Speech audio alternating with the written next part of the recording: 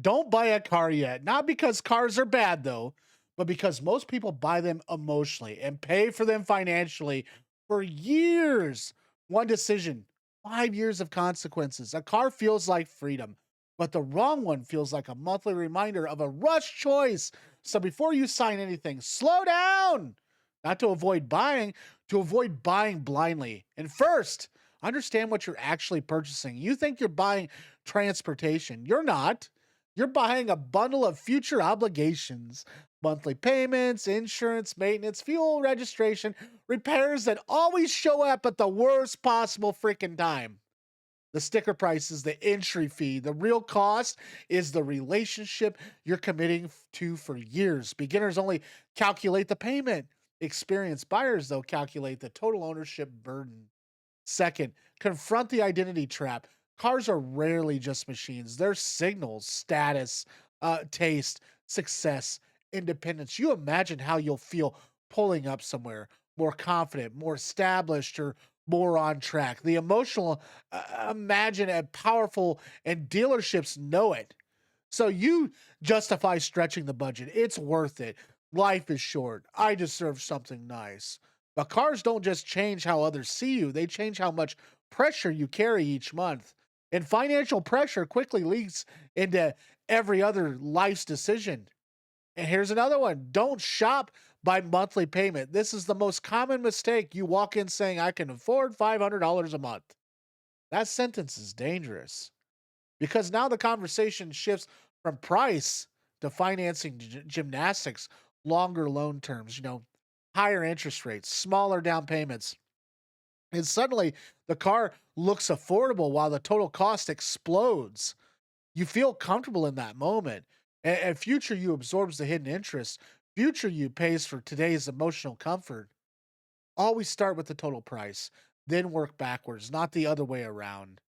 Number four, be honest about why you want to upgrade. Is your current car unreliable or just less exciting than newer ones? That's a psychological itch that appears when your life feels stagnant. A new car feels like visible progress, a symbol that things are moving forward. But symbols don't fix stagnation. They just decorate it. If the upgrade is about reliability, that's rational, okay? If it's about moods, that's temporary. Relief disguised as a financial decision. And temporary relief is expensive when financed over years. Number five, consider opportunity costs seriously. Every dollar tied to a car is a dollar not building something else. Investments, emergency savings, freedom to change jobs, the ability to take calculated risks. Cars depreciate, okay? Opportunities appreciate. The trade-off isn't just between two vehicles, it's between consumption now and flexibility later. And most people don't feel the trade-off immediately. They feel it later than they want to and make a bold life move, but are locked into fixed payments. Number six, think about how long you realistically keep it. People say, I'll drive this for 10 years. Then 2 years later, they're browsing again. Tastes change, needs change, and life changes. If you know you get bored quickly, buying new and financing long term is a dangerous mismatch with your personality. Better to acknowledge your habits now than pretend you're more patient than you are. Financial planning falls when it's based on an ideal version of you instead of the real one. Number seven, test the emotional hangover. Imagine owning the car 6 months from now, not the first week, not the honeymoon phase either. 6 months later, okay? The smell is normal, the excitement is gone, and the payment is still there every single month.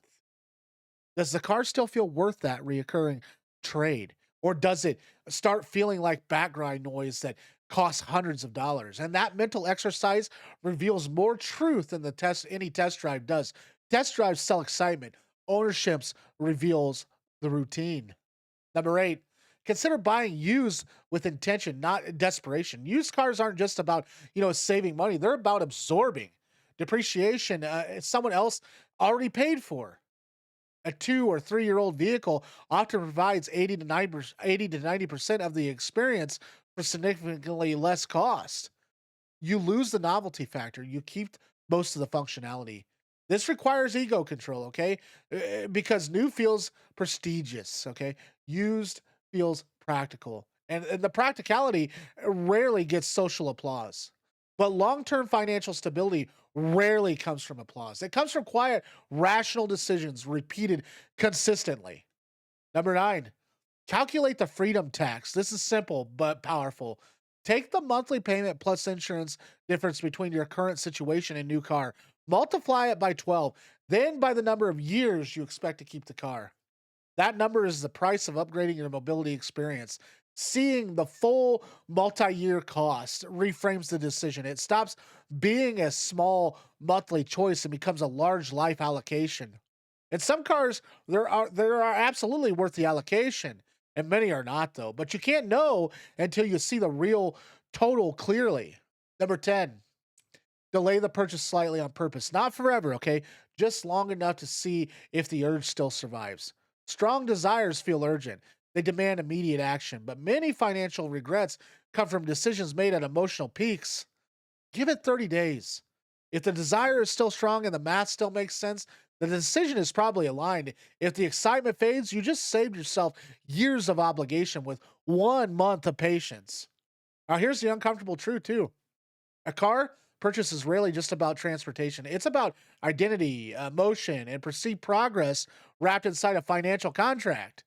You're not only choosing a vehicle, you're choosing a monthly lifestyle commitment, a level of fixed expense that will shape how flexible and restricted your future feels. And some people, buy cars and feel empowered. Others buy them and quietly feel trapped, even if they love the vehicle.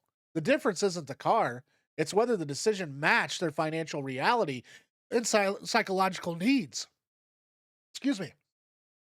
So don't buy a car until you're separating excitement from math, until you're, excuse me, face the true long term costs, until you're confident the payment won't just fit your budget, but fit the life you actually want to live over the next several years, even. Because, the real goal isn't just to drive something nice. It's to drive it without quiet stress or knowing you rush into a decision that your future self now has to finance month after month and long after the excitement of the purchase has failed. If you liked today's video, check out this video to the right and we'll check you out on the next one. Go ahead and like and comment, subscribe if you want. And if you really want to, feel free to buy me a coffee. It's in the description or on the front of my page. Thank you. Have a nice day.